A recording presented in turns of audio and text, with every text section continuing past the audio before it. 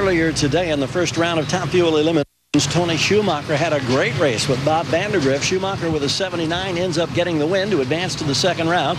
Now we know that second round is going to take place in Dallas. And if memory serves correctly, didn't you win your very first NHRA race at that racetrack? Yeah, I believe after 9 final rounds. But, you know, the Innis track's been very good to us. We've won the race. We run very strong there. It's an all-concrete track, and it's now my home track, just moving to Austin. So really wanted to win this here, though. It's my daughter's birthday, Jackie. She turns 9 tomorrow. Wanted to bring that trophy home, but we'll have to go out and try to win 2 next weekend.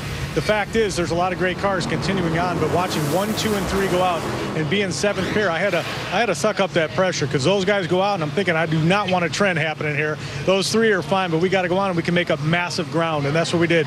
Started out, and we're gonna have to wait and see. I'm not going to say that. We're not going to wait and see. We're going to force the issue. We're going to go out and win this race, take over the points lead if we can, and try to keep it for the rest of the year. We have a great team. This Army car is strong. Mike Green and Neil are doing a fantastic job, and we're going to a fantastic racetrack, so let's get it done. How surprised were you that those top 3 ahead of you in points were eliminated in that first round? Very surprised. It almost never happens. It's just unheard of, you know, but, you know, it's very tough racing. What didn't surprise me was the excellent races. I mean, thousandths of a second, inches, 2 cars at the number 1 qualifier, the number 16 qualifier, dynamite races, just all along the way. Fans got what they paid for. I think, you know, people talk about pro stock for years being, you know, leave the starting line. The guy who leaves first wins races. Top Fuel's become that. You got to be a machine out there. You got to do your job. But at the end of the day, when they're calling you the champ, we're going to know this year that we've earned it, because there are 10 great cars, and we're producing fantastic racing. All we can do is go out, suck it up, do our best. Is this the least bit disruptive, considering the hoopla that leads you to the start of the second season, the countdown? This was pretty intense. You know, I never expected. Bruton Smith always builds us a great racetrack. Very surprised to have problems like we're having here.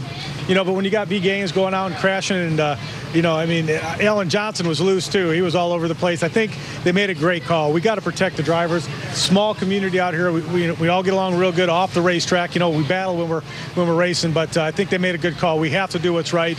This racetrack right now is unraceable, and we'll continue on. And the conditions got so good that the racetrack was coming apart. We could get down the track if it was hot out, but when it's great and the track and the tires are sticking to the racetrack, we're just pulling that racetrack apart. Let's go to Texas. Let's go to Texas. All right, Stat Guy.